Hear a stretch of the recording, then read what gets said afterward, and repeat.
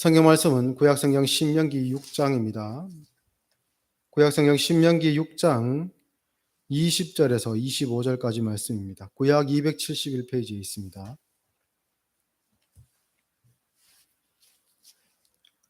신명기 6장 20절에서 25절까지 말씀입니다. 다 같이 하나님의 말씀을 받들어 읽겠습니다.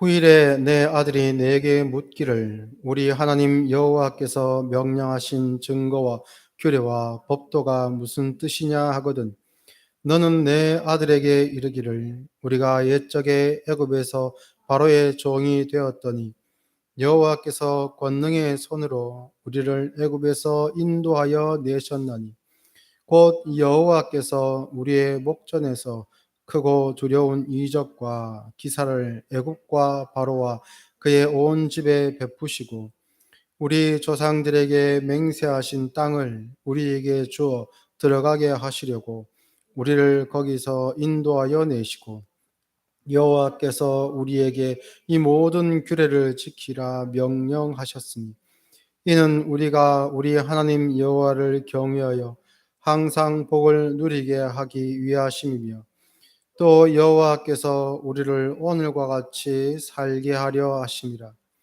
우리가 그 명령하신 대로 이 모든 명령을 우리 하나님 여호와 앞에서 삼가 지키면 그것이 곧 우리의 의로움이니라 할지니라.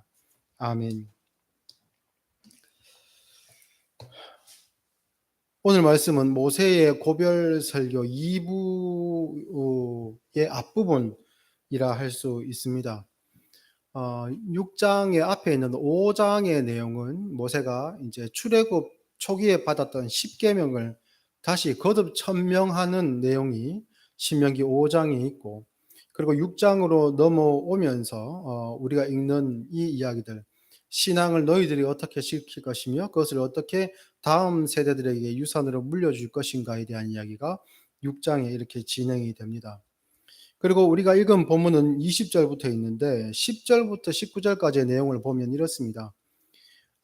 너희가 그 앞에는 그러니까 6장 앞부분은 너희가 하나님을 사랑하고 그 계명을 지키면 하나님께서 너희에게 약속하신 땅에서 너희 생명이 길 것이다라는 약속의 말씀이 있고 그리고 10절부터 19절까지의 내용에는 그러한 복을 누릴 때에 혹시 이들이 하나님의 은혜를 잊어버리고 이방인과 동화될 것을 우려하여서 이 부분을 다시 한번 짚어주고 이것이 하나님의 은혜라는 것을 짚어주고 그리고 이제 20절에서 25절로 넘어오면서 어떻게 다음 세대들에게 이 신앙의 유산을 물려줄 것인가에 대한 이야기가 이렇게 한 묶음으로 쭉 연결되고 있습니다.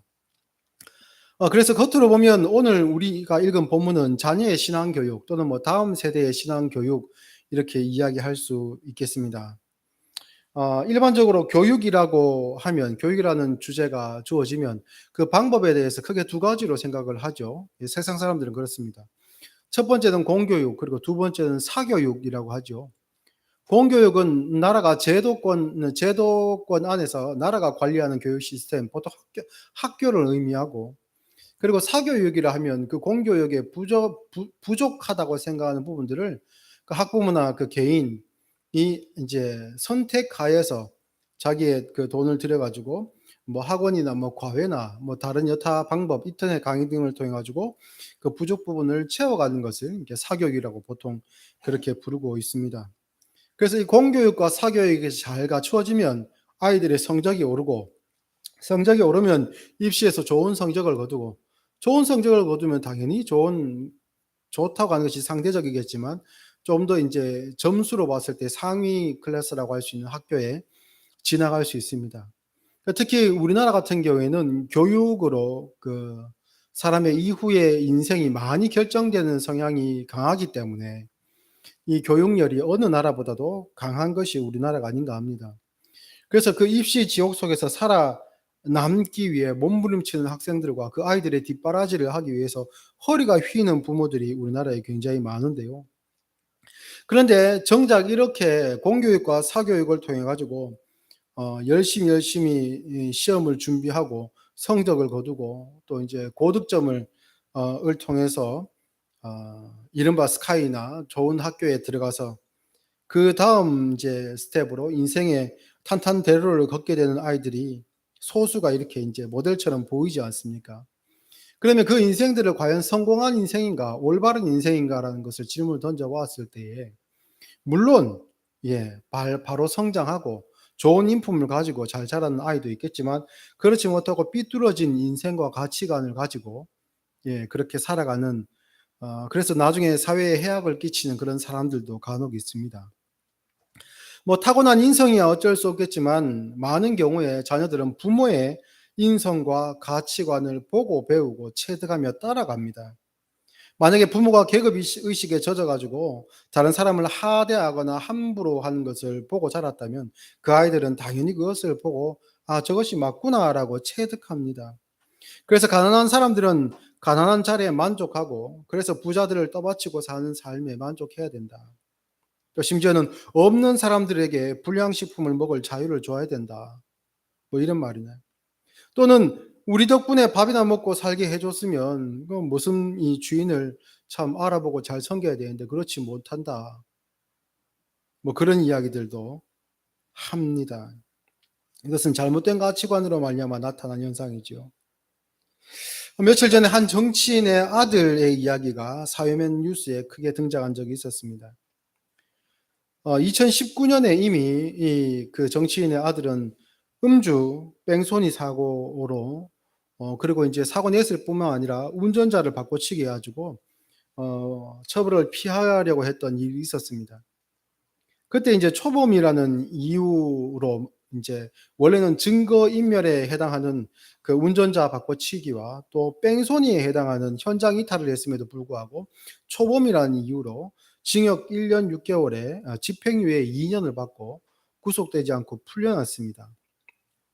그런데 그 집행유예 기간이 끝나기 전에 그 기간 속에서 또 무면허 음주 운전을 하고 그리고 그 적발 후에 음주 측정을 인제 요구하는 경찰관에게 이게 가슴을 밀치는 등 폭행을 이렇게 가하고 그리고 인제 음주 측정을 거부한 일로 말미암아서 재판에 넘겨지게 되었습니다. 보통 집행유예 기간에 동종 범죄를 저질렀으면 가중 처벌을 피할 수가 없습니다. 그래서 여론도 좋지 않아 가지고 인제 구속이 되었었지요. 그런데 얼마 전에 최종 판결이 있었는데 실형 1 년이 내려졌습니다.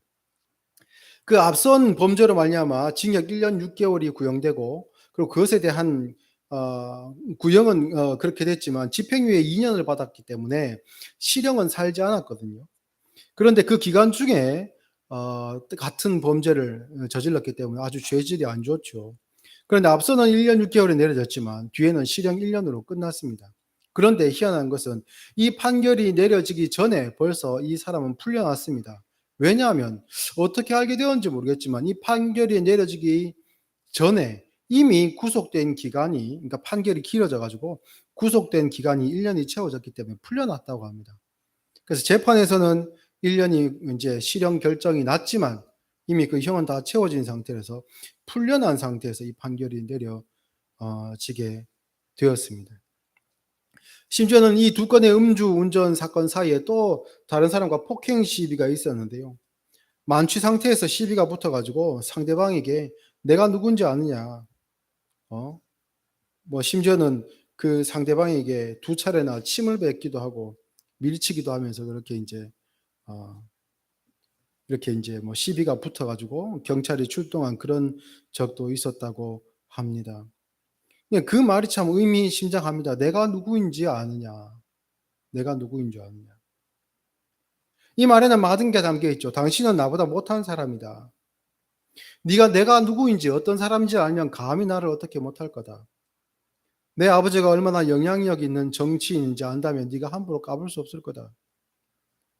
우리 아버지가 이런저런 방법으로 경찰을 동원하고 권력을 동원하면 너에게 어떤 피해를 줄지 네가 안다면 감히 네가 나한테 이럴 수 있겠느냐."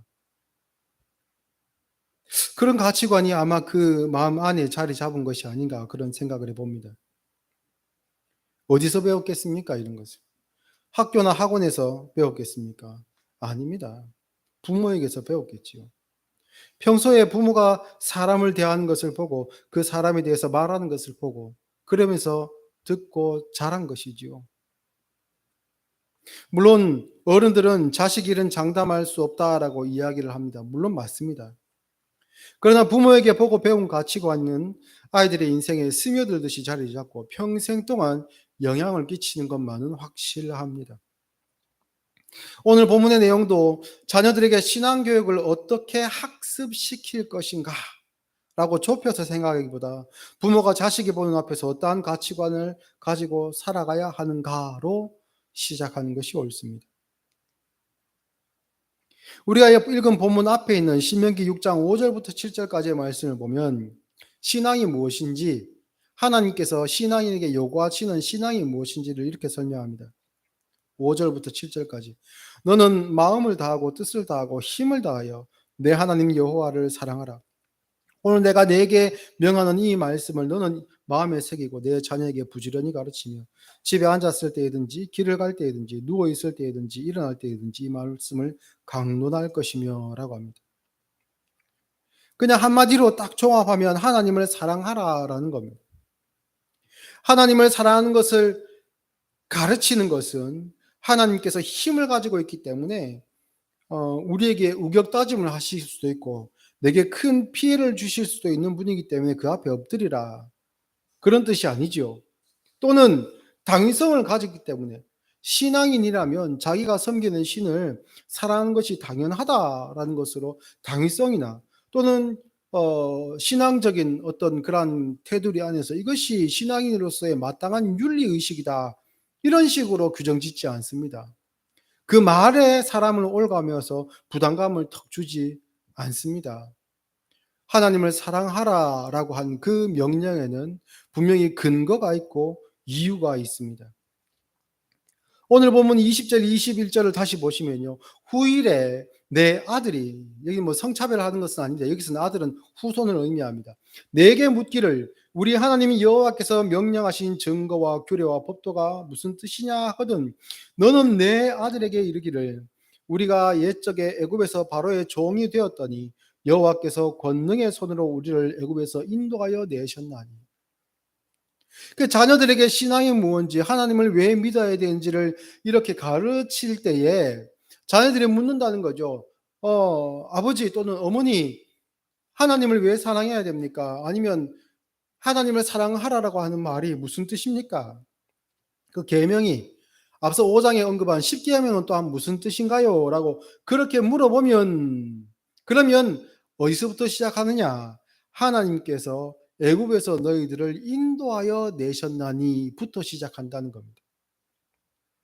여러분, 신앙인으로서 마땅히 지켜야 될 계명 또는 규례, 신앙인의 의무가 있습니다. 그것이 이제 간단하게는 5장의 10계명으로 규정하고 있지요. 그러면 질문을 드려보겠습니다. 하나님의 구원이 먼저입니까? 아니면 하나님의 규례, 계명이 먼저입니까? 다시요. 이스라엘 백성들이 홍해를 건넌 것이, 애굽을 탈출한 것이 먼저입니까? 아니면 하나님께서 백성들에게 십계명을 주신 것이 먼저입니까? 구원이 먼저죠. 구원이 먼저입니다. 그 이야기를 지금 하고 있는 겁니다.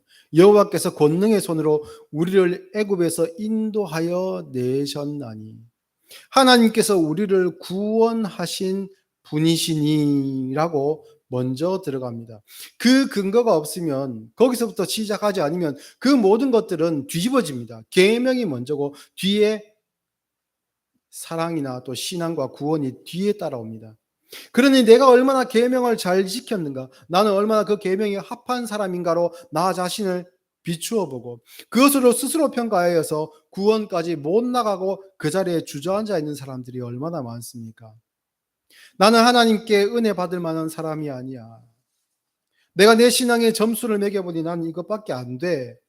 또는 상대방에게 그 잣대를 적용해 가지고 저 사람은 저것밖에 안 돼.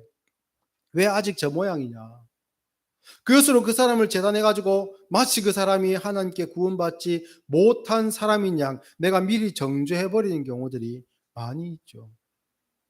많은 경우에 교회 안에서 다툼이 일어나고 끝끝내 화해가 되지 않을 때는 이 부분까지 건드리고 있는 그 마음속에 자리 잡고 있는 이유가 많습니다.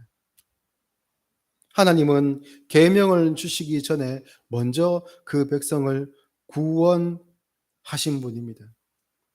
그리고 이 구원하신 그 이유에 대해서 또한 밝히는 게 있는데요. 뒤에 7장 8절로 가보시면, 바로 뒤에 있는 7장 8절로 가보시면, 여호와께서 다만 너희를 사랑하심으로 말미암아 또는 너희 조상들에게 하신 맹세를 지키려 하심으로 말미암아 자기의 권능의 손으로 너희를 인도하여 내시되 너희를 그 종되었던 집에서 애굽 왕 바로의 손에서 속량하셨나니라고 합니다.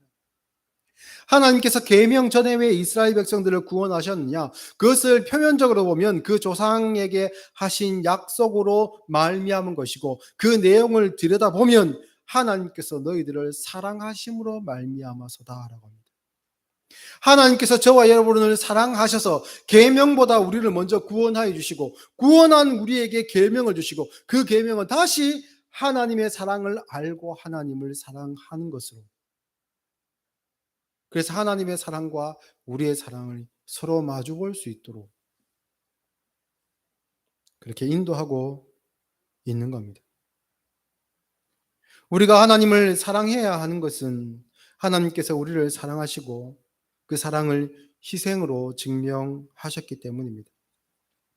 예수 믿고 천국 가세요라는 말이 틀린 말은 아니지만 그것이 기독교의 전부는 아닙니다. 많은 사람들이 천국이 목적이 되고 예수님이 수단이 되는 신앙 생활을 합니다. 그러나 천국은 하나님께서 이미 우리를 사랑하셔서 우리를 변화시키신 구원받은 신자가 어떤 신분을 가지는가를 나타내는 말이 천국이고, 그리고 예수님은 우리의 주인이시면서 동시에 하나님께서 우리를 사랑하시고 함께 하신다는 증거입니다. 사실 기독교 신앙의 이런 면을 세상은 절대 알지 못합니다. 구원받지 못한 사람은 알지 못합니다. 그래서 베드로전서 3장 15절에는 너희 마음에 그리스도를 주로 삼아 거룩하게 하고 너희 속에 있는 소망에 관한 이유를 묻는 자에게는 대답할 것을 항상 준비하되 온유와 두려움으로 하고라고 말씀합니다. 신자인 부모에게 있어서 자녀라는 것은 어떻게 보면 소망에 관한 이유, 그러니까 우리 신앙의 내용을 묻는 자들이라고 할 수 있습니다. 여기서 조금 더 확대시켜 보면 우리의 자녀들, 믿음의 자녀들뿐만 아니라 우리가 세상 가운데 내가 신앙인입니다라고 나타내고 그리고 그 신앙인으로서 나를 바라보고 있는 그 대부분의 사람들이 어떻게 보면 우리 소망에 관한 이유를 묻는 사람들. 그러니까 예수 믿는 것이 어떠한 의미인가, 하나님을 사랑하는 것이 과연 무엇인가라는 궁금증을 가진, 예비적인 궁금증을 가진 사람이라 할지라도 그러한 사람들로 우리가 다 바라보아야 된다는 것이지요. 그런데 그러한 사람들에게 우리가 대답할 말을, 신자된 우리가 대답할 말을 항상 준비해야 되는데 이것은 자기 신앙을 늘 돌아보아야 된다는 것이지요. 그런데 어떻게 하는가? 온유와 두려움으로 하라라고 합니다. 여기서 온유라는 것은 부드러움과 친절함과 겸손이라는 의미를 가집니다. 왜 우리가 부드러움과 친절함과 겸손함을 가져야 되는가? 이것이 만약 나의 노력이고 이것이 내가 성취한 것이면 나는 떳떳해야 되고 자랑스러워야 되고 당당해야 됩니다. 그런데 구원이라는 것이 하나님께서 내게 선물로 주신 것이기 때문에 나는 그 선물로 받은 것, 값없이 선물로 받은 것, 자격이 없음에도 불구하고 선물로 받은 그 구원으로 인해서 나는 나를 나타낼 수가 없죠. 내 자랑거리가 아닙니다. 그래서 상대방에게 그 이야기할 때는 친절함과 부드러움과 특별히 겸손함이 필요한 것이죠. 간혹 자녀들에게 신앙을 강압적으로 요구하는 부모들이 있습니다. 물론 아주 급박한 상황에서 매를 댈 필요가 있을 때는 있습니다. 매라는 것은 약간 극단적인 방법이라는 의미를 다 포함하고 있지요. 그러나 강압적으로만 밀어붙인다고 해가지고 절대로 신앙은 자녀들에게 물려질 수 있는 게, 학습될 수 있는 게 아닙니다. 하나님께서 우리를 인도하실 때 채찍과 몽둥이를 사용하시기도 하지만 그 방법만으로 고집하지 않으십니다. 사랑은 그렇게 얻어낼 수 있는 게 아니기 때문이죠. 이것은 마치 내가 상대방을 누군가를 사랑하고 그래서 당신도 나를 사랑해야 되는 것이 마땅하다고 하면서 그 사람을 스토킹하고 괴롭히는 것과 똑같다고 할 수 있습니다. 그런데 이 신앙을 강압적으로만 주입하려고 하기 때문에 탈이 납니다. 자녀에게 신앙 교육을 할 때에도 친절함과 부드러움과 또한 겸손한 마음으로 해야 됩니다. 그리고 두 번째는 두려움이 있어야 된다라고 하는데요. 이 두려움은 확신이 없음으로 말미암아 내가 불안한 두려움이 아니라 하나님을 경외하는 마음으로 말미암아 두려운 마음을 가진다는 겁니다. 신앙 교육의 내용이 되시는 하나님을 경외하는 마음으로 우리는 신앙을 가르쳐야 되는데, 나타내야 되는데, 하나님을 내 마음대로 또 함부로 그렇게 말하면 안 됩니다. 간혹 어떤 대형 집회나 신앙이나 전도 집회를 인도하는 그 집회 강사들이 하나님을 조롱의 대상으로 삼는다거나 농담거리로 삼는 경우들도 있습니다. 절대 해서는 안 될 행위들입니다. 또한 하나님께 함부로 말하는 것이 신앙 좋은 사람인 양, 센 믿음을 가진 사람인 양 자기를 나타내는 사람들도 있습니다. 그리고 세상이 자기 중심으로 돌아가고 하나님은 내가 달라 하는 거 다 주신다고 그렇게 떠올리는 사람들이 있습니다. 그런 사람들은 여러분 경계하고 멀리 하셔야 됩니다. 그 사람이 과연 신앙을 이야기하고 믿음을 이야기하고 구원을 이야기함에 있어서 온유함과 두려워함이 있는가? 그것은 아주 중요한 잣대가 됩니다. 많은 이단 종파들을 보십시오. 그 교주들을 보십시오. 그들에게 온유함이 있습니까? 없습니다. 겸손함이 있습니까? 절대 없습니다. 하나님의 자리에 자기가 앉아 있고 하나님과 자기를 동등되게 취급하는 사람들이 대부분입니다. 그리고 이 온유와 두려움이라는 것은 신앙교육의 방법이라고 할 수는 없습니다. 형태가 될 수 있지만 방법으로 생각할 수는 없습니다. 이것은 하나님을 알고 하나님을 사랑한 사람의 기본적인 성향이라고 할 수 있습니다. 신약성경 누가복음 14장을 한번 찾아보겠습니다.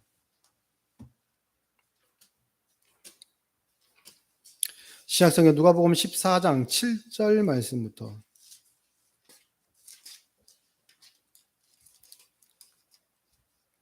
7절부터 11절까지 말씀을 한번 보겠습니다. 제가 읽겠습니다. 청함을 받은 사람들이 높은 자리 택함을 보시고 그들에게 비유로 말씀하여 이르시되 내가 누구에게나 혼인잔치에 청함을 받았을 때에 높은 자리에 앉지 말라. 그렇지 않으면 너보다 더 높은 사람이 청함을 받은 경우에 너와 그를 청한 자가 와서 너더러 이 사람에게 자리를 내주라 하리니 그때 내가 부끄러워 끝자리로 가게 되리라.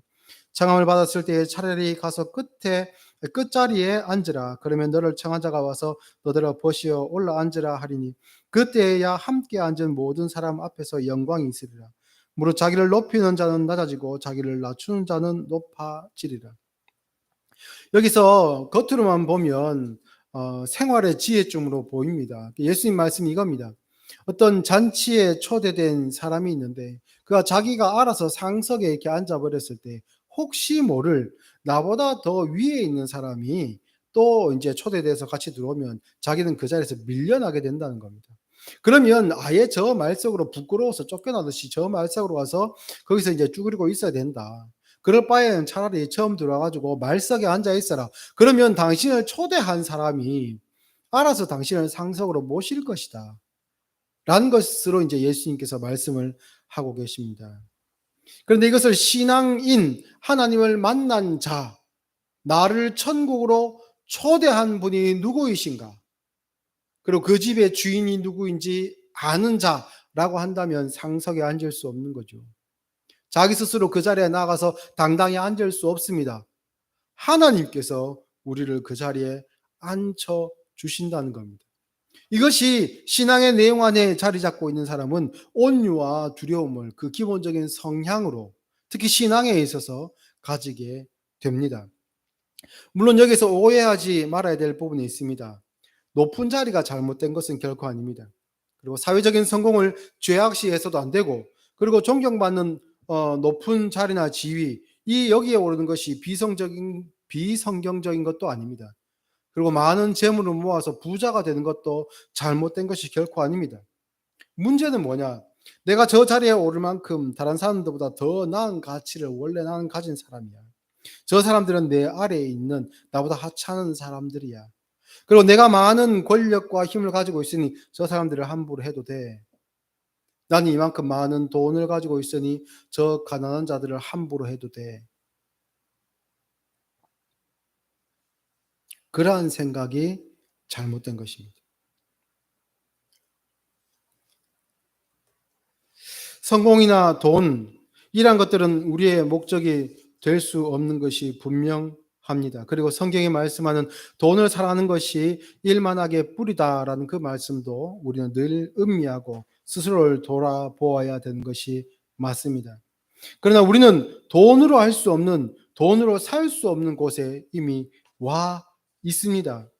그래서 우리에게는 하나님 안에서만 발견될 사랑이나 존경이나 용서, 이런 것들이 우리 안에만 있습니다. 그런데 안타깝게도 우리만이 할 수 있는 이것을 참 누리고 사는 우리 말고는 다른 사람들이 잘 알지 못합니다. 그리고 이것을 신앙인들이 자녀에게 가르치는 일에 많이 두려움을 느낍니다. 많은 신앙인들과 이야기해 보면요, 자녀를 둔 부모님들과 이야기해 보면 자신은 그렇게 헌신적으로 교회에 봉사하고 또 하나님의 이름으로 예수님을 전하기 위해서 그렇게까지 참, 야, 대단하다 싶을 정도로 그렇게 희생하고 봉사하시는 분들이 있습니다. 근데 그 자녀들이 같은 길을 가려고 하면, 그렇게 이제 하려고 하면 부모님들이 이제 자제시키는 일이 좀 있습니다. 간혹 보면. 아마 그 마음은 이런 마음일 것 같습니다. 제 생각에 아마 짐작해 보면 하나님께서 자신을, 그 부모된 자기를 이러한 중에서도 나를 위태위태한 가운데서도 인도하시고 나를 여기까지 인도하신 것에 대한 경험과 확신은 자기 인생을 통해 자기가 경험했습니다. 근데 자녀가 신앙생활하면서 나와 같은 길을 걸으면서 정말로 안전한 길을, 평화로운 길을, 그리고 하나님께서 그렇게 손해 보지 않는 자리까지 이렇게 쭉 인도해 가실 것인가, 내 아이에 대해서도 거기에 대한 확신이 일종의 그런 확신이 없는 것이 아닌가, 부족한 것이 아닌가. 그래서 내 자녀만큼은 나 같은 방법이 아니라, 나 같은 삶이 아니라 적당히 세상적인 방법도 좀 취하면서 양쪽 다 어떻게 보면 보험으로 두고, 신앙 어느 정도, 또 세상에서도 어떤 정도 보험을 두고 이렇게 살기를 바라는 심정이 아닌가, 그런 짐작을 해봅니다. 어느 부모한테 근데 그 믿는 부모한테 이렇게 질문을 할 수 있겠습니까만, 제가 스스로 생각해 보면 그렇다는 것이지요. 그런데 25절 말씀, 신명기 6장 25절 말씀에는 딱 이렇게 규정합니다. 우리가 그 명령하신 대로 이 모든 명령을 우리 하나님 여호와 앞에서 삼가 지키면 그것이 곧 우리의 의로움이니라. 의롭다, 사람이 의롭다라고 하는 것은 하나님 편에서 보았을 때 그 사람을 평가하거나 규정하는 잣대입니다. 너는 의인이다 또는 너는 죄인이다, 이렇게 구분할 수 있죠. 그런데 어떻게 이야기하는가? 여호와 앞에서 이 계명을, 명하신 그 모든 명령을 삼가 지키면, 여기서 삼간다는 것은 겸손하고 조심하는 마음으로 정중하게 그렇게 지키면 그것 자체가 사람의 의로움이다. 그 사람이 죄도 없고 흠도 없고 조그만큼의 악도 없이 천사와 같은 그러한 수준으로 놓여져 있지 않다 할지라도, 그 사람이 비록 부족한 가운데, 비록 세상의 기준으로 또한 스스로 나를 평가할 때에도 내가 조금 부족하다고 느낄지라도, 그러나 하나님을 사랑하는 일에 있어서 하나님께서 먼저 나를 사랑하시고 구원하시고, 그리고 지금 이 계명을 내게 주셨음을 알고 부족한 중에서도 여호와 앞에서 겸손하고 조심하는 마음으로 정중히 이 계명을 지켜야 하면 그 지키는 그 행위로 말미암아 하나님은 우리를 의롭다라고 해 주신다는 겁니다. 사랑하는 성도 여러분, 자녀를 신앙으로 교육하기 위해서 먼저 자기의 신앙을 돌아보아야 됩니다. 또한 같은 의미에서 불신자들에게 복음을 전하기 위해 우리는 우리 자신의 신앙을 돌아보아야 됩니다. 그리고 하나님을 사랑해야 하는 그 마땅한 신앙인의 규례가 나의 신앙의 삶에서 가장 첫 번째 되는 규례인지 우리는 다시 한번 우리 스스로를 돌아보아야 됩니다. 그리고 하나님과 늘 함께 하심으로 겸손과 사랑과 예의와 희생, 배려 이러한 것들이 여러분 삶에서 하나님처럼 예수님처럼 나타나기를 바랍니다. 여러분의 따뜻한 마음이 자녀들뿐만 아니라 여러분의 삶에 함께하는 모든 사람에게도 전해지기를 바랍니다. 그래서 우리 속에 있는 소망에 관한 이유를 묻는 자에게 입으로 설명하시기도 하시겠지만 여러분의 삶이 대답이 되실 수 있도록 몸소 그 사랑을 실천하며 사시는 여러분이 되었으면 좋겠습니다. 기도하겠습니다.